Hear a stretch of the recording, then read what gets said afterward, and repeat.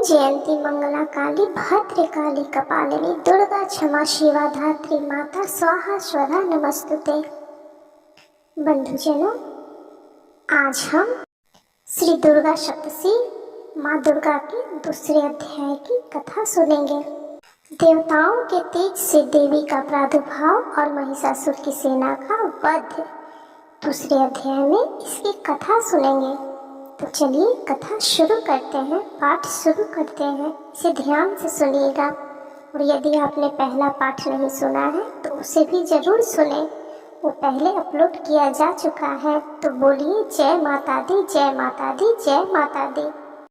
ओम मध्यम चरित्र के विष्णु ऋषि महालक्ष्मी देवता उष्णिक छंद शाकंभरी शक्ति दुर्गा बीज वायु तत्व और यजुर्वेद स्वरूप है।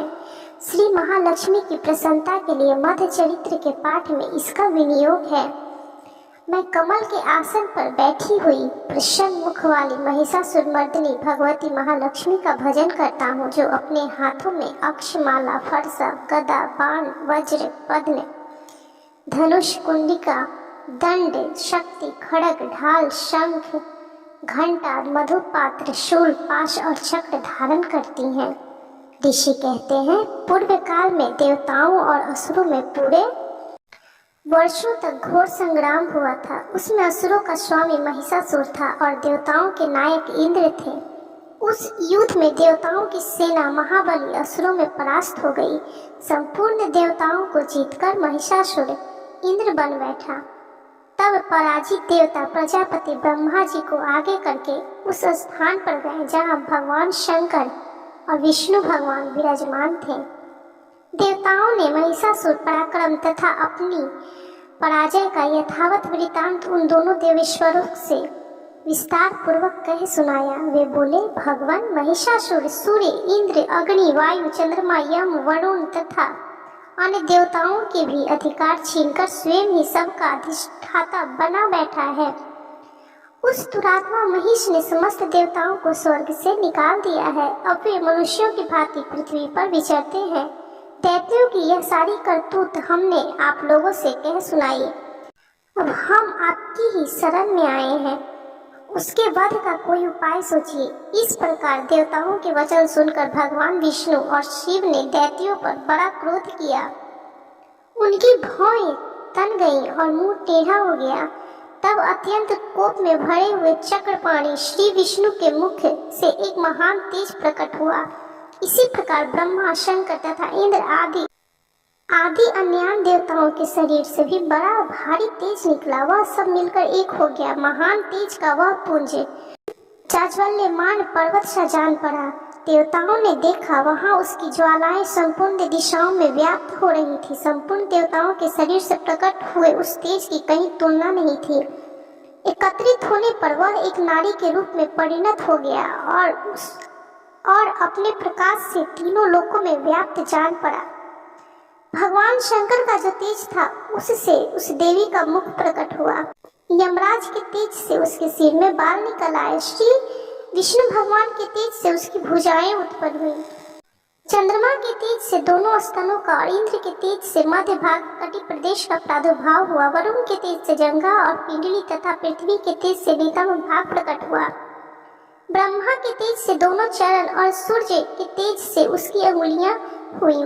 वसुओं के तेज से हाथों की अंगुलियां और कुबेर के तेज से नासिका प्रकट हुई। उसी देवी के दांत प्रजापति के तेज से और तीनों नेत्र अग्नि तेज से प्रकट हुए थे। उसकी भौएं संध्या के और कान वायु के तेज से उत्पन्न हुए थे। इस प्रकार अन्य देवताओं के तेज से भी उस कल्याणमयी देवी का आविर्भाव हुआ। तदंतर समस्त देवताओं के तेज पुंज से प्रकट हुई देवी को देखकर महिषासुर सताए हुए देवता बहुत प्रसन्न हुए। पिनाकधारी भगवान शंकर ने अपने शूल से एक शूल निकालकर उन्हें दिया। फिर भगवान विष्णु ने भी अपने चक्र से चक्र उत्पन्न करके भगवती को अर्पण किया। वरुण ने भी शंख भेंट किया।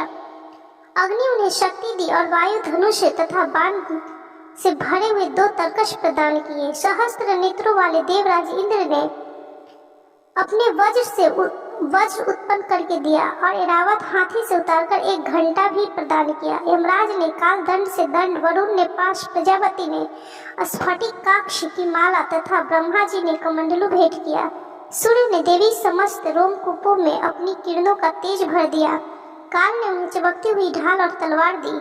क्षीर समुद्र ने उज्जवल हार तथा कभी जीर्ण न होने वाले दो दिव्य वस्त्र भेंट किए। साथ ही उन्होंने दिव्य चूड़ामणि, 2 कुंडल, कड़े, उज्जवल अर्धचंद्र, सब बाहुओं के लिए केयूर तथा दोनों चरणों के लिए निर्मल नुपुर, गले की सुंदर हंसली और अंगुलियों में पहनने के लिए रत्नों की बनी अंगूठियां भी दी। विश्वकर्मा ने उन्हें अत्यंत निर्मल फरसा भेंट किया। साथ ही अनेक प्रकार के अस्त्र और अभेद कवच दिए। इनके सिवा मस्तक और वक्ष स्थल पर धारण करने के लिए कभी न लाने वाले कमलों की मालाएं दी। जल्द ही ने उन्हें सुंदर कमल का फूल भेंट किया। हिमालय ने सवारी के लिए शीत तथा भांति भांति के रत्न अर्पित किए। धनाध्यक्ष कुबेर ने मधु से भरा पान पात्र दिया तथा संपूर्ण नागों के राजा शेष ने, जो इस पृथ्वी को धारण करते हैं, उन्हें बहुमूल्य मणियों से विभूषित नागा हार भेंट किया। इसी प्रकार अन्य देवताओं ने भी आभूषण और अस्त्र शस्त्र देकर देवी का सम्मान किया। तत्पश्चात उन्होंने बारंबार अट्टहास पूर्वक उच्च स्वर से गर्जना की। उनके भयंकर नाद से संपूर्ण आकाश गूंज उठा। देवी का वह अत्यंत उच्च स्वर किया हुआ कहीं समा न सका। आकाश उसके सामने लघु प्रतीत होने लगा। उससे बड़े जोर की प्रतिध्वनि हुई, जिससे संपूर्ण विश्व में हलचल मच गई और समुद्र कांप उठे, पृथ्वी डोलने लगी और समस्त पर्वत हिलने लगे। उस समय देवताओं ने अत्यंत प्रसन्नता के साथ सिंहवाहिनी भवानी से कहा, देवी तुम्हारी जय। साथ ही महर्षियों ने भक्ति भाव से विनम्र होकर उनका स्तवन किया। संपूर्ण त्रिलोकी को क्षोभग्रस्त देख दैत्यगण अपनी समस्त सेना को कवच आदि से सुसज्जित कर हाथों में हथियार ले सहसा उठकर खड़े हो गए। उस समय महिषासुर ने बड़े क्रोध में आकर कहा, आह, यह क्या हो रहा है। फिर वह संपूर्ण असुरों से घिरकर उस सिंहनाद की ओर लक्ष्य करके दौड़ा और आगे पहुंचकर उसने देवी को देखा, जो अपनी प्रभा से तीनों लोगों प्रकाशित कर रही थी। उनके चरणों के भार से पृथ्वी दबी जा रही थी, माथे के मुकुट से आकाश में रेखा से खींच रही थी और वे अपनी धनुष की टंकार से सातों पातालों को क्षुब्ध किए देती थी। देवी हजारों भुजाओं से संपूर्ण दिशाओं को आच्छादित करके खड़ी थी। तदंतर उनके साथ दैत्यों का युद्ध छिड़ गया। नाना प्रकार के अस्त्र शस्त्र प्रहार से संपूर्ण दिशाएं उद्भासित होने लगी। चिक्षुर नामक महान असुर महिषासुर का सेना नायक था। वह देवी के साथ युद्ध करने लगा। अन्य दैत्यों की चतुरंगनी सेना साथ लेकर चामर भी लड़ने लगे। 60,000 रथियों के साथ आकर उदग्र नामक महादैत्य लोहा लिया। 1 करोड़ रथियों के साथ लेकर महाहणु नामक दैत्य युद्ध करने लगा, जिसके रोए तलवार के समान तीखे थे। वह अशिलोमा नामक महादैत्य 5 करोड़ रथी सैनिकों सहित युद्ध में आ डटा। 60 लाख रथियों से घिरा हुआ पाशफल नामक दैत्य भी उसी युद्ध भूमि में लड़ने लगा। परिवारित नामक राक्षस हाथी सवार और घुड़सवारों के अनेक दलों और तथा 1 करोड़ रथियों सेना लेकर युद्ध करने लगा। बिडाल नामक दैत्य 5 अरब रथियों से घिरकर लोहा लेने लगा। इनके अतिरिक्त और भी हजारों महादैत्य रथ, हाथी और घोड़ों की सेना साथ लेकर वहां देवी के साथ युद्ध करने लगे। स्वयं महिषासुर उस रणभूमि में कोटि कोटि सहस्त्र रथ, हाथी और घोड़ों की सेना से घिरा हुआ खड़ा था। वे दैत्य देवी के साथ तोमर, भिंदीपाल, शक्ति, मूषल, खड़ग, परशु और पट्टिश आदि अस्त्र शस्त्रों का प्रहार करते हुए युद्ध कर रहे थे। कुछ दैत्यों ने उन पर शक्ति प्रहार किया, कुछ लोगों ने पाश फेंके तथा कुछ दूसरे दैत्यों ने खड़ग प्रहार करके देवी को मार डालने का उद्योग किया। देवी ने भी क्रोध में भरकर खेल खेल में ही अपने अस्त्र शस्त्रों की वर्षा करके दैत्यों के वे समस्त अस्त्र शस्त्र काट डाले। उनके मुख पर परिश्रम या थकावट का रंज मात्र भी चिन्हित नहीं था। देवता और ऋषि उनकी स्तुति करते थे और वे भगवती परमेश्वरी दैत्यों के शरीरों पर अस्त्र शस्त्र की वर्षा करती रही। देवी का वाहन सिंह भी क्रोध में भरकर गर्दन के बालों को हिलाता हुआ असुरों की सेना में इस प्रकार विचरने लगा। मानो वनों में दावानल फैल रहा हो। रणभूमि में दैत्य के साथ युद्ध करती हुई अंबिका देवी ने जितने निश्वास छोड़े वे सभी तत्काल सैकड़ों हजारों गणों के रूप में प्रकट हो गए और परशु, भिंदीपाल, खड़ग तथा पट्टिश आदि अस्त्रों द्वारा असुरों का सामना करने लगे। देवी की शक्ति से बढ़े हुए वे गण असुरों का नाश करते हुए नगाड़ा और शंख आदि बाजे बजाने लगे। उस संग्राम महोत्सव में कितने ही गण मृदंग बजा रहे थे। तदंतर देवी ने त्रिशूल से, गदा से, शक्ति की वर्षा से और खड़ग आदि से सैकड़ों महादैत्यों का संहार कर डाला। कितनों को घंटे के भयंकर नाद से मूर्छित करके मार गिराया।